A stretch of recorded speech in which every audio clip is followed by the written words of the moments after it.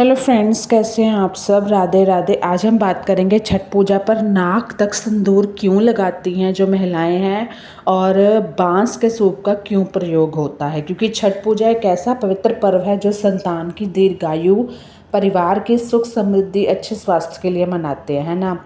यह केवल एक धार्मिक अनुष्ठान नहीं है, बल्कि सूर्य और प्रकृति की उपासना का त्योहार है, पर्व है। इस दिन महिलाएं व्रत रखकर सूर्य देव को अर्घ अर्पित करती हैं और पूरे 16 श्रृंगार के साथ पूजा करती हैं। आपने देखा होगा कि नाक तक सिंदूर लगाते हैं, सजी सवरी, बिल्कुल जैसे करवा चौथ पे सब तैयार होते हैं, ऐसे। इस अवसर पर मेहंदी रचाने से लेकर मांग में सिंदूर भरने तक हर परंपरा का महत्व होता है। तो सामान्य दिनों में जहाँ सिंदूर केवल मांग तक लगाया जाता है, वहीं अगर छठ पूजा हो तो उस दिन नारंगी लाल रंग का सिंदूर नाक से मांग तक भरा जाता है। बिहार, झारखंड, पूर्वी उत्तर प्रदेश, नेपाल के कई हिस्सों में यह परंपरा पीढ़ियों से चली आ रही है। इसके पीछे न केवल धार्मिक आस्था जुड़ी है, बल्कि इसके वैज्ञानिक कारण है। ऐसा मानते हैं कि यह लंबा सिंदूर सुहाग की शक्ति और सकारात्मक ऊर्जा का प्रतीक है, जो परिवार के कल्याण और वैवाहिक जीवन की दीर्घता का संकेत देता है। तो अगर आप लगा सकती हैं तो लगाएं, नाक तक लगाएं, बहुत ही शुभ होता है। लंबा सिंदूर सुखी दाम्पत्य और पति की लंबी उम्र का प्रतीक। छठ पूजा के दिन सुहागिन महिलाएं नाक से लेकर मांग तक लंबा सिंदूर भरती हैं। इससे पति की लंबी उम्र और दाम्पत्य जीवन की खुशहाली का प्रतीक मानते हैं। इस दौरान महिलाएं लाल की बजाय नारंगी रंग का सिंदूर लगाती हैं। आपने देखा होगा, इसका कारण यह है कि नारंगी रंग सूर्य का प्रतीक है और छठ पर्व सूर्य की उपासना का पर्व है, इसलिए नारंगी सिंदूर लगाने से सूर्य की विशेष कृपा मिलती है। साथ ही यह माना जाता है कि सुहागिन महिला का जितना लंबा सिंदूर होगा, उसका दाम्पत्य जीवन उतना ही लंबा और सुखी होगा। तो काफ़ी लोग इस चीज़ों को मानते हैं, तो ज़रूर ये भी परंपरा करें। क्या कथा है इसके पीछे। एक पौराणिक कथा में वीरवान नामक युवक और धीरमती नामक युवती की कहानी है। वीरवान बहादुर जंगल में शिकार करने में माहिर था। उसने धीरमती को जंगली जानवरों से बचाया और दोनों साथ रहने लगे। इसी दौरान कालू नामक व्यक्ति ने वीरवान पर हमला किया।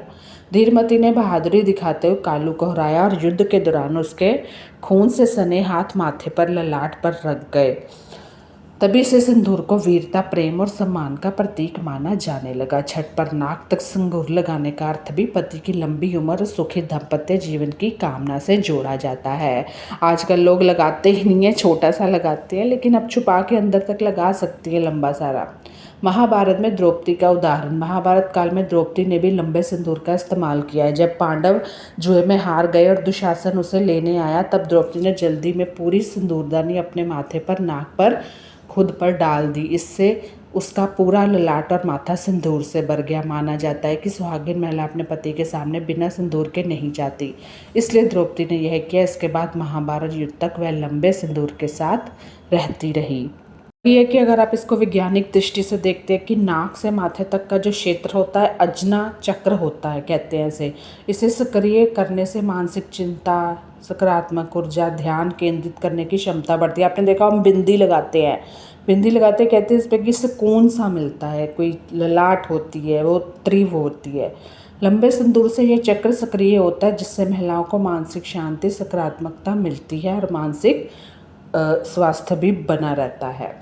अब बात करते हैं छठ पूजा में बांस के सूप का क्यों इस्तेमाल होता है। इस बारे में काफ़ी लोगों को नहीं पता है, क्योंकि कहते हैं बांस बहुत पवित्र होता है, बहुत ज़्यादा। इस त्यौहार को प्रकृति से जोड़ा जाता है और बांस प्राकृतिक और शुद्ध होता है, इसलिए सूर्य को अर्घ देने के लिए सूप का ही इस्तेमाल किया जाता है।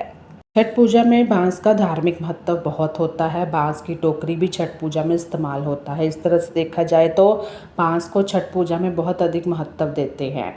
पहले के समय में लोगों के पास बहुत अधिक बर्तन नहीं होते थे। भगवान को भोग लगाने के लिए सबसे शुद्ध बर्तन चाहिए होता है। आप कंजके भी करते हो तो शुद्ध कढ़ाई, शुद्ध कुकर चाहिए था। उसमें मैं भी प्रसाद बनाती हूँ। तो पहले इतने सब बर्तन नहीं होते थे, तो सूप में ही सारा सामान भी आ जाता है। इसके अलावा बांस के सूप से जुड़ी एक मान्यता और भी है। दरअसल बांस बहुत तेज़ी से बढ़ने वाला पेड़ होता है।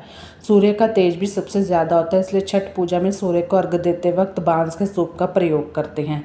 सूप में ही ठेकुआ, केला, नारियल, गन्ना, सिंघाड़ा, नींबू, मिठाई, फल आदि प्रसाद रखकर आप सूर्य देव को अर्पित कर सकते हैं। मतलब सब आ जाता है।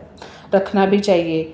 बाँस एक अखंडता, सामूहिकता का प्रतीक है, क्योंकि ये खोखला होते हुए भी अत्यंत मजबूत होता है, मतलब काफ़ी मजबूत होता है। ये विनम्रता, सहनशीलता, स्थायित्व का संदेश देता है। छठ पूजा का मूल भाव भी यही है कि त्याग, श्रद्धा, संयम के माध्यम से हम अपनी कुदरत, अपने ईश्वर के प्रति आस्था प्रकट करें। सूर्य अर्घ्य के बाद यह सूप घर के मुख्य द्वार पर छत पर टांग दिया जाता है। ऐसा करने के पीछे यह मान्यता है कि यह घर में सकारात्मक ऊर्जा, समृद्धि लाता है। कुछ जगह ये माना जाता है कि पूजा के बाद सूप को घर में ऊंचाई पर रखने से सूर्य देव की कृपा भी बनी रहती है और घर में किसी प्रकार की नेगेटिविटी, नकारात्मकता प्रवेश नहीं करती। आपके पास नहीं है तो ले आइए, वैसे भी अच्छा होता है, शुभ होता है। तो कैसी लगी ये छोटी सी प्यारी सी वीडियो, ज़रूर बताइएगा।